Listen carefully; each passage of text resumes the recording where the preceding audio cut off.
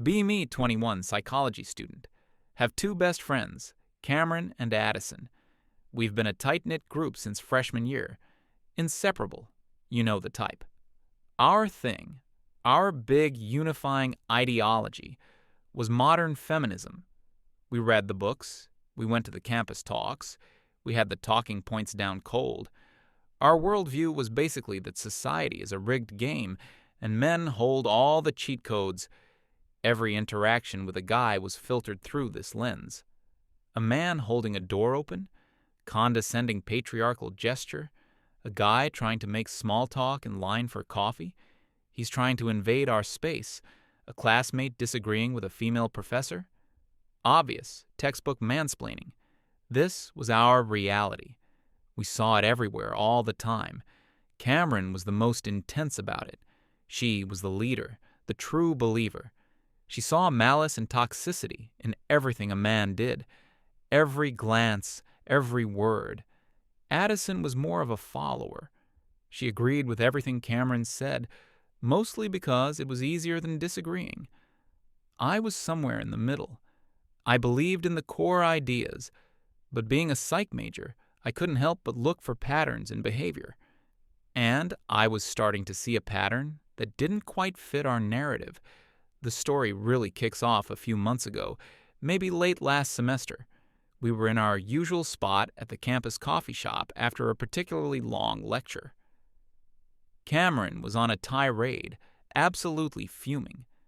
Apparently, some guy in class had the audacity to question a statistic the professor presented. She was going on about how he was trying to undermine a woman in a position of authority, how he was using his male privilege to dominate the conversation. Addison was nodding along, sipping her latte, adding a totally or I saw that every few seconds. I was just listening, replaying the moment in my head. The guy hadn't been aggressive. He'd raised his hand, waited to be called on. He'd asked about the source of the statistic and wondered if there was a different study with conflicting results. It was a normal academic question. The professor didn't even seem bothered by it. So I finally spoke up. Told them I didn't see it that way. Maybe he was just genuinely curious. Maybe he was trying to engage with the material, like a student is supposed to. Cameron stopped mid-rant and just stared at me. The look on her face was pure disbelief, like I'd just said the sky was green. She launched into a new speech, this one directed at me, about internalized misogyny, about how I was making excuses for toxic male behavior. Then she pointed at the barista behind the counter, a tired-looking guy in his mid-20s. She told me to look at his face. He wasn't smiling. He was just methodically making drinks. This, in her mind, was proof. He was radiating passive aggression because he had to serve 3 strong, independent women. That's when something in my brain just clicked. I looked at the barista. He didn't look aggressive. He looked exhausted. He looked like a guy working a minimum wage job while probably juggling classes, just trying to get through his shift. I told her my hypothesis. It wasn't a defense of men. It was a psychological observation. What if we're stuck in a feedback loop? We expect men to be hostile, so we treat them with coldness and suspicion from the get-go. They sense that hostility and react to it, either by being defensive or just shutting down and avoiding us. Then we take their reaction as confirmation of our original belief that they're all toxic, a self-fulfilling prophecy. I explained that our constant adversarial stance might be creating the very behavior we're condemning. Cameron actually laughed, a loud, sharp laugh. She said it was the most ridiculous, patriarchal apologist crap she'd ever heard. Addison looked back and forth between us, like she was watching a tennis match, not knowing whose side to take. The argument got pretty heated. Cameron insisted that men are inherently predisposed to dominate and manipulate, and any kindness shown to them would be interpreted as weakness and an invitation to be more aggressive. I maintained that most people, regardless of gender, respond in kind to how they're treated, Basic reciprocity. It ended with a challenge, a bet. Cameron proposed a 1-month social experiment. For 30 days, the three of us would have to deliberately treat men with basic, neutral to positive courtesy. The rules were simple, but went against every instinct we'd cultivated. Rule 1. No more default scowling or suspicious glares, neutral expressions, or even a small smile. Rule 2. Use basic pleasantries. Please, thank you, excuse me. Rule 3. Assume innocence until proven guilty. No automatically interpreting a simple question as a challenge to our intelligence or a gesture of help as a condescending power play. Cameron was practically glowing with confidence. She was certain this experiment would blow up in my face. She predicted that within a week, we'd be fending off unwanted advances, dealing with guys who felt entitled to our time and attention, and seeing their true nature emerge. She was sure it would prove her point beyond all doubt. I agreed. Addison, caught in the middle, reluctantly agreed too. We shook on it. The stakes weren't high, just $20 in bragging rights. But for me and Cameron, it was about proving our entire worldview. The next day, the experiment began. Our first test was, fittingly, the coffee shop. We walked in, and the same tired-looking barista was behind the counter.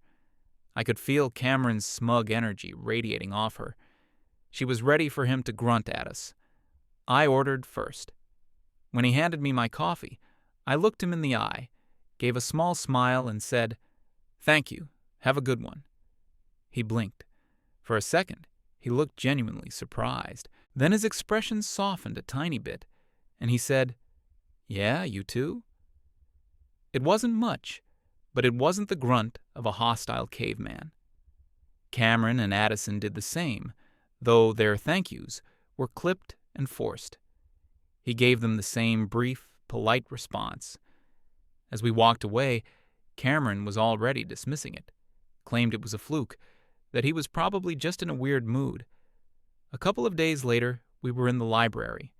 Addison needed a book from the top shelf. She's pretty short, couldn't reach it. There was a guy standing a few feet away looking at the books in the same section. Addison's normal move would be to stand there awkwardly, pretend to look at other books, and wait for him to leave so she could drag a stool over. I gave her a look, a pointed the experiment look.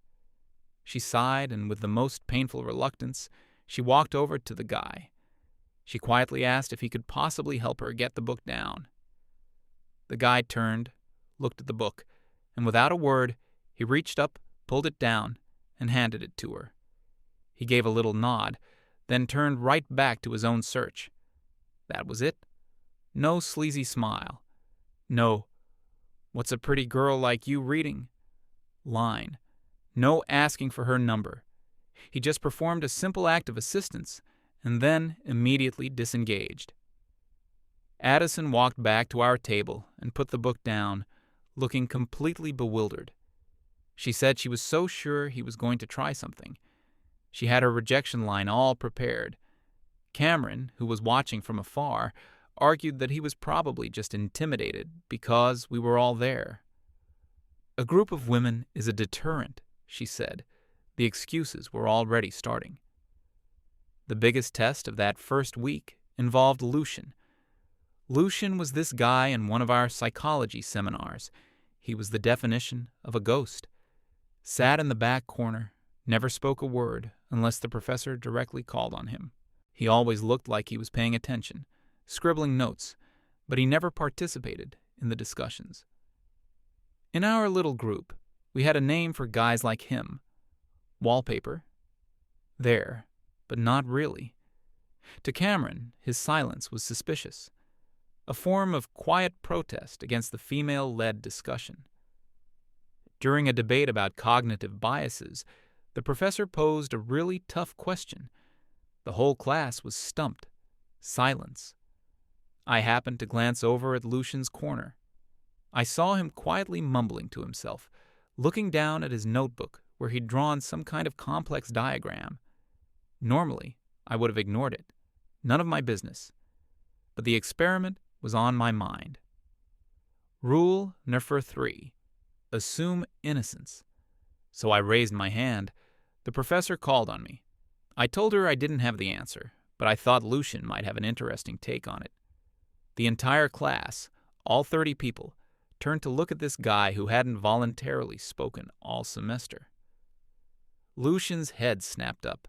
His eyes were wide, like a deer in headlights. He looked completely panicked. For a second, I thought I'd made a huge mistake, that I'd just embarrassed him for no reason. The professor, looking intrigued, gently prompted him. "Lucian, any thoughts?" He hesitated. He looked from the professor to me, then down at his notes.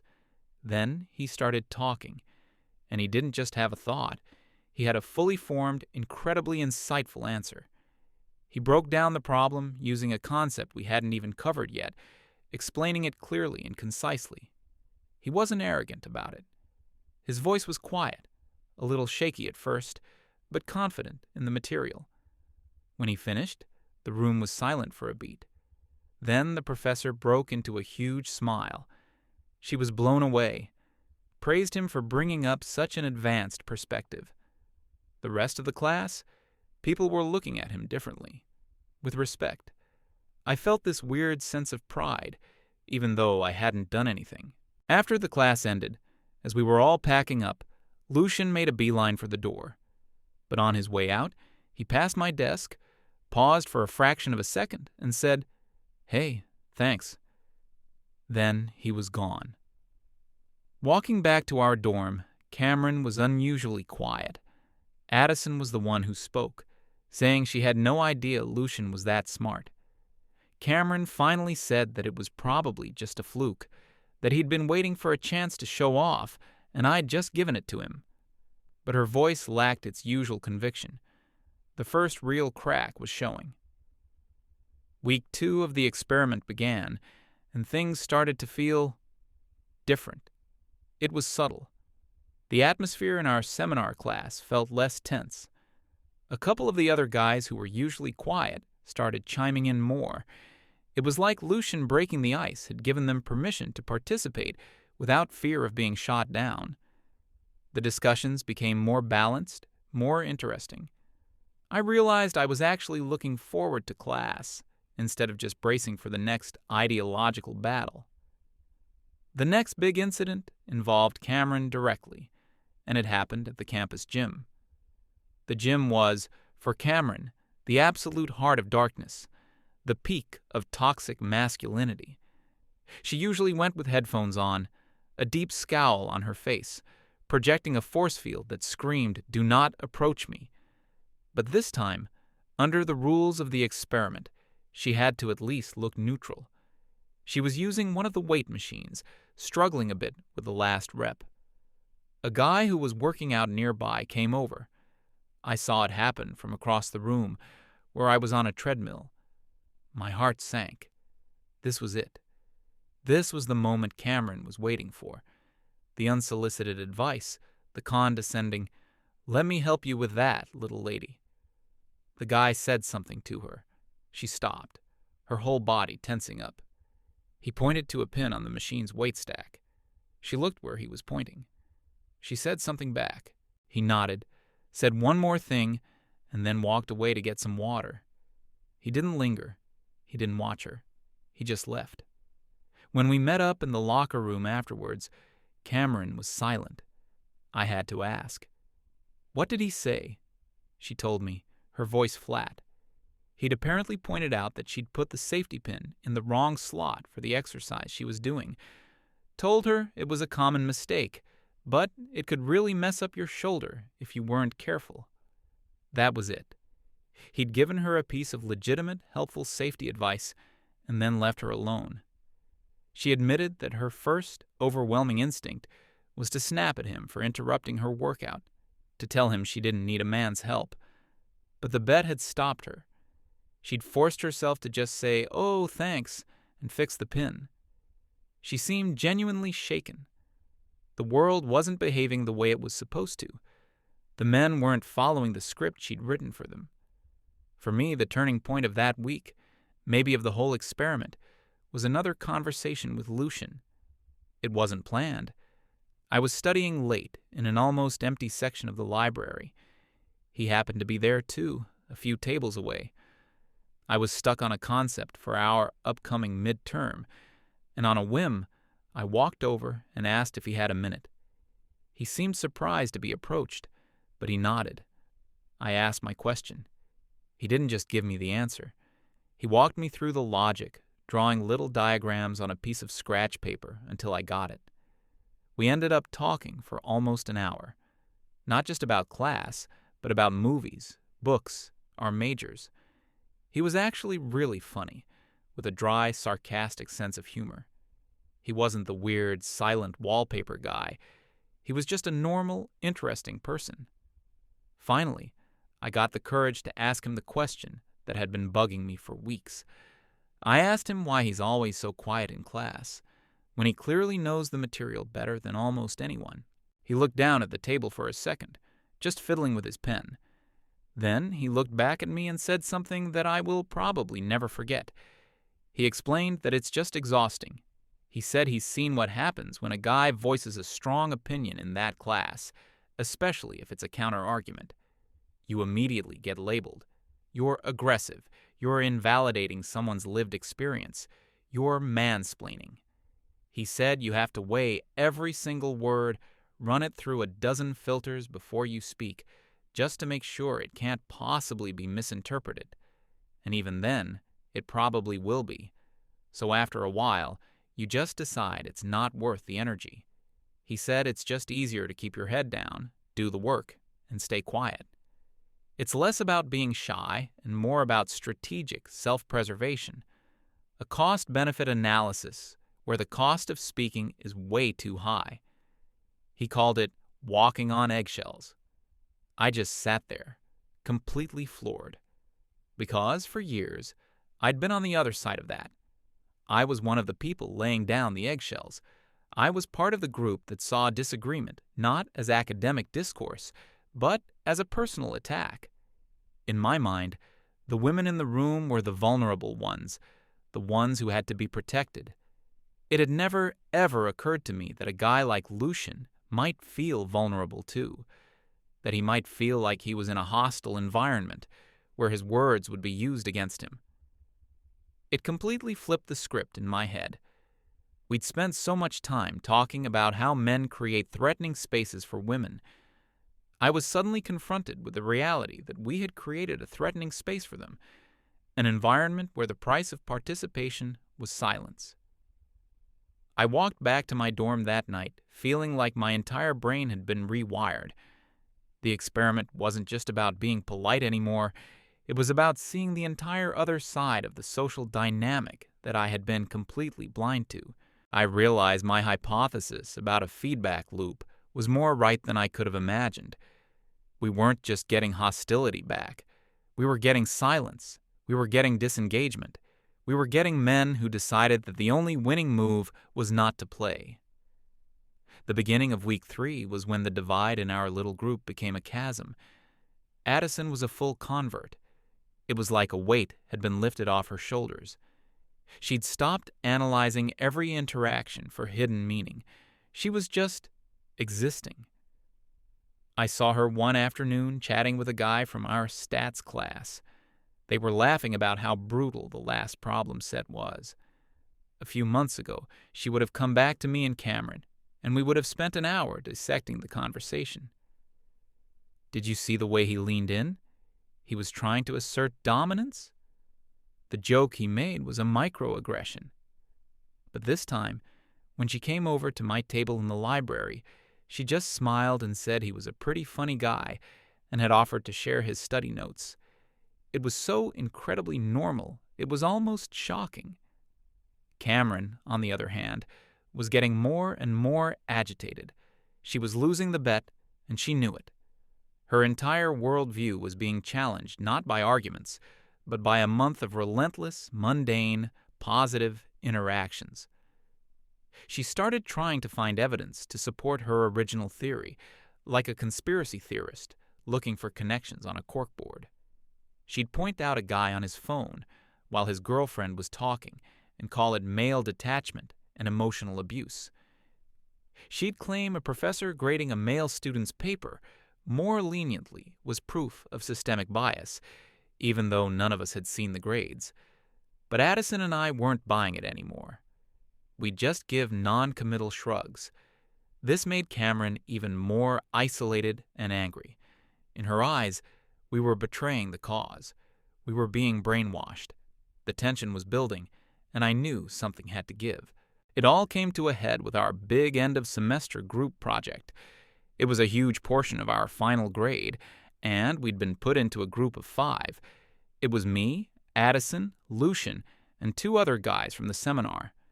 Cameron was in a different group, which, at the time, I saw as a blessing. Our first project meeting was awkward. The 2 other guys were hesitant, clearly used to being the wallpaper, just like Lucian. They were defaulting to letting me and Addison take the lead, probably assuming it was the safest option. But I remembered my conversation with Lucian. I made a conscious effort to change the dynamic. I treated it like a collaboration, not a battleground. I actively asked for their opinions. What do you think is the best way to approach this section? Does anyone have a stronger idea? It was slow at first, but it worked. Addison followed my lead. Lucian, seeing that the coast was clear, started to open up again. And once Lucian started contributing his well-thought-out ideas, the other 2 guys relaxed and joined in. By our third meeting, we were a well-oiled machine. We were actually having fun. We'd booked a study room in the library for the night before the presentation was due to put the finishing touches on everything. The mood was great. We had pizza, we were joking around, and the project was looking fantastic. Lucian was at the whiteboard, sketching out the flow of our presentation slides. He wasn't dictating. He was organizing everyone's contributions into a coherent structure. He'd point to a section and ask, "Okay, who's got the data for this part? We should lead with our strongest statistic here." He was a natural facilitator. Not a commander, a facilitator. There's a huge difference. We were all laughing at a joke one of the other guys made when the door to the study room opened. It was Cameron. She stood in the doorway for a second, taking in the scene. 5 people working together, a guy at the whiteboard. Her face hardened. I saw the look in her eyes. She thought she'd finally found it, her proof. She walked in, a smug, bitter smile on her face. She looked past me, past Addison, her eyes landing on Lucian. Then she said it, her voice dripping with sarcasm. Well, look at this. Man at the whiteboard, taking charge of all the little women. How predictably classic. I guess you're about to explain our own topic back to us now, are you?" The air went out of the room. Every bit of warmth, every bit of camaraderie just vanished. The 2 other guys froze, their eyes darting between Cameron and Lucian. Addison looked like she'd been slapped. Lucian, his reaction was the worst thing I've ever seen. He didn't get angry. He didn't get defensive. He just deflated. It was a physical thing. His shoulders slumped. The energy just drained out of him. The marker in his hand stopped moving. He stared at the board for a long moment, not seeing what he'd written. Then, very slowly, very deliberately, he put the cap back on the marker. It made a loud click in the dead, silent room. He picked up the eraser. Without saying a word, he wiped the entire whiteboard clean. All of our brainstorming, our structure, our flow, gone. He turned away from the board, avoiding everyone's eyes, and walked back to his seat. He sat down, opened his textbook, and just stared at it. The silence was deafening. It stretched on for what felt like an eternity. Finally, one of the other guys cleared his throat and quietly asked, "So, what's the plan for the intro slide?" Lucian didn't look up from his book. He just said, his voice completely flat and monotone, "Forget it. It wasn't a good idea anyway. You guys figure it out." My blood began to boil. I turned to Cameron. She was still standing there, arms crossed, with a triumphant look on her face. She thought she'd won. I just snapped. All the frustration of the past month, all the revelations, all of it just came pouring out. I stood up and faced her, my voice low and shaking with anger. I asked her if she was happy. I pointed to Lucian, who was still pretending to read a book he wasn't seeing. I pointed to the other guys, who now looked like they'd rather be anywhere else on Earth. I told her to look at what she'd done. This wasn't a victory for feminism. This was just cruelty. She had walked into a room where people were collaborating as equals, and she had torn it apart with her bitterness. I told her that he wasn't taking charge. He was helping, he was contributing, and she had punished him for it. My voice got louder. I told her the experiment was over and she'd lost.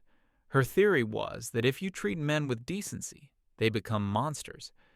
But the reality was that when you treat people like monsters, they just go away. They shut down. They stop trying. They disappear back into the wallpaper. You couldn't stand being wrong, I said, my voice cracking a little. You couldn't stand seeing it work, seeing people just get along, so you had to break it. You had to poison it just to prove to yourself that your miserable view of the world is the right one. Are you proud of yourself? Cameron's smug expression had completely melted away. She looked stunned, then hurt, then furious. She opened her mouth to argue, but no words came out. She just stared at me, then at Addison, who refused to meet her gaze. Then she turned and stormed out of the room, slamming the door behind her. The project group was a wreck. The creative energy was dead. We managed to pull the presentation together, but it was mechanical. We just divided up the remaining work and agreed to meet right before class. Lucian sent his slides via email. He didn't say a word at the final meeting. We got a decent grade on the project, but the experience was ruined. The next day, I saw Lucian sitting alone outside the student union. I knew I had to talk to him. I owed him that. I walked over and sat down. I apologized for what my friend had said. He just shrugged, not looking at me. Don't worry about it. I'm used to it. That almost made it worse. I pressed a little, telling him he shouldn't have to be used to it. He finally looked at me. There was no anger in his eyes, just a profound, bone-deep weariness. He told me what it feels like from his perspective. He said life for a guy in our kind of academic environment isn't about walking on eggshells. It's about walking through a minefield. Every step is a risk. You can't win, he said. If you're confident, you're arrogant. If you're quiet, you're complicit or plotting something. If you try to help, you're condescending. If you don't help, you're apathetic and unsupportive. He told me about study groups where his ideas were ignored, only to be praised when a girl in the group repeated them 5 minutes later. He talked about being afraid to compliment a female classmate's work for fear of it being taken as a clumsy pickup attempt. He said the constant mental calculus is exhausting, analyzing every word, every tone, every gesture. So you just learn to check out, he concluded, looking off into the distance. You do your work, you keep your head down, you get your degree, and you get out. It's just easier. The fight isn't worth it. That conversation was the final nail in the coffin of my old belief system. He wasn't a monster. He wasn't an oppressor. He was just a guy trying to navigate a social landscape that had become, in its own way, just as hostile and unforgiving for him as I had always believed it was for me. The month-long bet officially ended a week later. The three of us met at the same coffee shop where it all started. We sat in silence for a long time. None of us knew what to say. Finally, Cameron reached into her wallet, pulled out a crumpled $20 bill, and slid it across the table to me. "You win," she said, her voice quiet. She still didn't fully concede. She said that while maybe her methods were too aggressive, she still believed the world was fundamentally stacked against women. But she admitted that she might have been wrong about the feedback loop, that maybe her own hostility had been coloring her interactions more than she realized. It wasn't a total conversion, but it was a start, a crack in the armor. I took the $20. It didn't feel like a victory. I looked at her and then at Addison, and I told them what I'd learned. It's not about being naive or letting your guard down. It's about choosing your battles. And maybe, just maybe, the default interaction with another human being shouldn't be a battle in the first place.